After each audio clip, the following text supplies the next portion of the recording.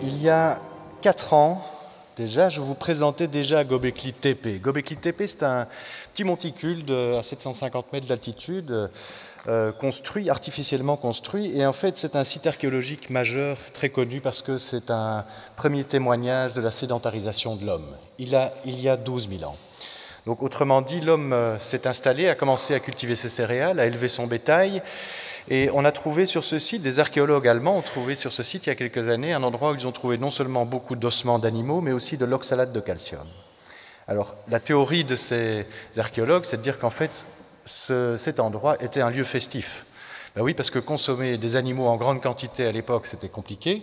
Aujourd'hui, ça l'est moins. Enfin, quoique, hein, avec la crise, on verra. Et l'oxalate de calcium, c'est un sous-résidu du brassage. Donc, autrement dit, l'homme s'est à peine installé, a à peine commencé à cultiver ses céréales, qu'il les a fait fermenter pour picoler. Donc, vous voyez que la recherche de se mettre la tête à l'envers, ça ne date pas d'hier, ça date d'il y a bien plus longtemps que cela. Donc, notre attrait pour les psychotropes date d'il y a longtemps. Effectivement, 7500 ans avant la pyramide de Khéops, 7000 ans avant Stonehenge, 5500 ans avant Karnak, et 12 000 ans avant que les hommes ne savent. Pourquoi ? Alors, pour les Français, évidemment, ça va être un peu compliqué à comprendre, mais sachez que c'est le slogan de la principale bière consommée dans le pays. C'est un slogan qui date visiblement d'avant #MeToo. Donc, 10 000 ans avant Jésus-Christ, Göbekli Tepe, 7 000 ans, moins 7 000 l'hydromel, moins 2700 ans le cannabis en Chine, 2500 ans avant Jésus-Christ la coca dans les Andes, les festivités romaines qui, on le sait, étaient largement arrosées de vin.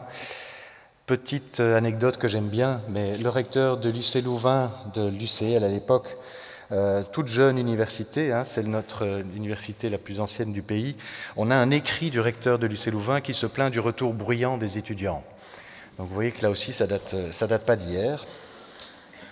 1839, un tournant majeur, et d'un point de vue plus sociétal et législatif, c'est la guerre de l'opium entre l'Angleterre et la Chine, jusqu'en 2018, où cette fameuse bière prend carrément le nom du pays, We Are Belgium. Ça ne nous a pas porté vraiment chance, il y a beaucoup de Français dans la salle, vous le savez bien, on ne va pas revenir là-dessus.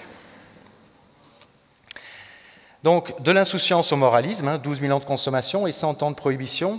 Les premières législations antidrogue arrivent en 1906 aux États-Unis, 1908 au Canada, 1919 c'est pour l'interdiction de l'alcool, qui n'a pas duré très très longtemps. 1912, c'est la Convention internationale de l'opium, 1916 en France, 1921 en Belgique, dont on vient de fêter donc les 101 ans. Fêter, c'est un grand mot. Bref, nous sommes quelque part coincés dans cette vision manichéenne, cette vision morale des addictions qui pousse le grand public et nos responsables politiques à garder une vision plutôt manichéenne des usages, c'est bien ou c'est mal, ou éventuellement, dans le meilleur des cas peut-être, des dépendances acceptables, comme l'a évoqué Nicolas à l'instant, jusqu'aux dépendances qui seraient inacceptables. Alors, sans continuum, évidemment, de ces consommations, comme s'il existait une hiérarchisation culturelle entre nos dépendances, comme l'illustrerait d'un point de vue très occidentalo-centré ces pictogrammes que vous voyez évoluer ci-dessous, des dépendances aux produits de marque jusqu'à l'héroïne d'un côté, jusqu'à l'héroïne de l'autre. Cette vision, elle évolue dans le temps et dans l'espace. Chaque culture a sa ou ses drogues. Et ce qui est acceptable aujourd'hui pouvait ne pas l'être hier, et ce qui l'est ici peut ne pas l'être à l'autre bout de la planète. Dans cette société moderne addictogène, nous sommes toutes et tous consommateurs, consommatrices, on l'a vu tout à l'heure avec Stéphanie. Et on est susceptible de voyager sur ce continuum. Peu importe le produit ou l'objet addictif, ne fût-ce qu'avec le café, le sucre, les réseaux sociaux, le gaming, le streaming, les médicaments par exemple, nous sommes probablement toutes et tous concernés d'une manière ou d'une autre ici et bien au-delà même de cette salle. Or, les acteurs que nous sommes envisagent plutôt ces phénomènes sous forme d'un continuum plutôt que de manière dichotomique. Et ça, je pense qu'on est tous d'accord pour le dire. Tant en termes de consommation qu'en termes de prise en charge. Mais les représentations dans le grand public, dans les médias, auprès de certains de nos décideurs, restent décidément en décalage par rapport à cette réalité.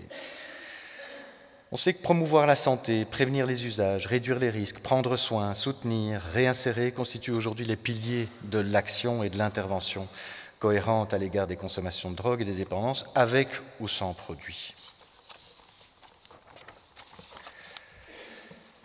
Dès lors, 100 ans de prohibition, mais vers la moitié du XXe siècle, quelques scientifiques se sont un peu affranchis des règles en vigueur. Citons peut-être en 1943 Albert Hofmann qui invente le LSD 25.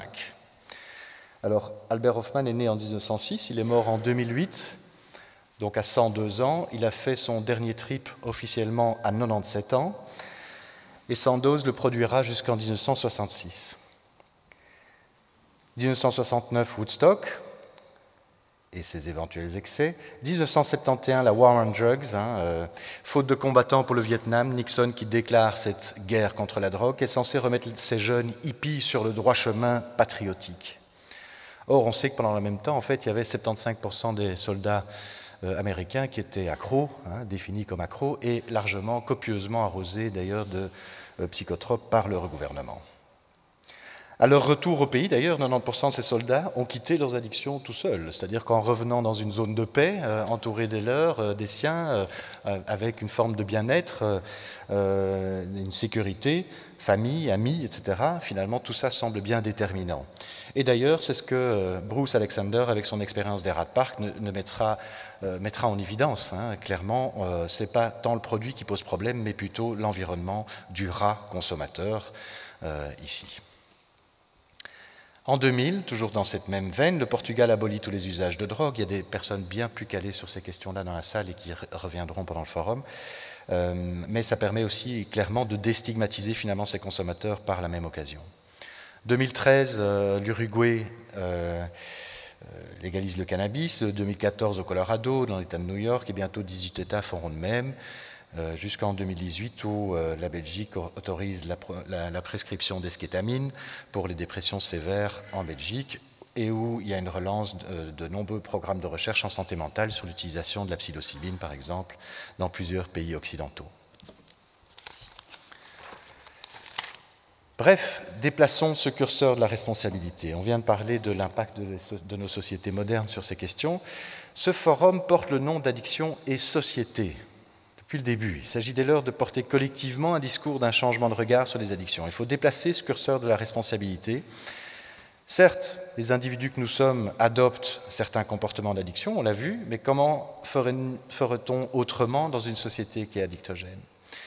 Commençons donc par changer notre regard sur ces addictions, notre regard législatif peut-être, ça contribuera déjà à déstigmatiser les usagers et à mettre l'accent sur la santé publique plutôt que sur les aspects moraux ou sécuritaire. Donc dans cette société où nous sommes de plus en plus exposés à des dimensions addictives, où on maîtrise de moins en moins bien les choses entre individualisme et exposition permanente aux objets addictifs, nous sommes invités à scroller à l'infini sur les réseaux sociaux ou à binge-watcher sur Netflix, où la finance et le commerce génèrent des habitudes de surconsommation, et ce de plus en plus précocement. Est-ce que, tout comme Jacques Pradin qui a fondé le GIEC du comportement, est-ce qu'on ne devrait pas dès lors créer le GIEC de l'addiction? Alors, je n'ai pas trouvé d'acronyme qui fonctionne, je n'ai pas eu le temps. Si vous avez de bonnes idées, je suis preneur.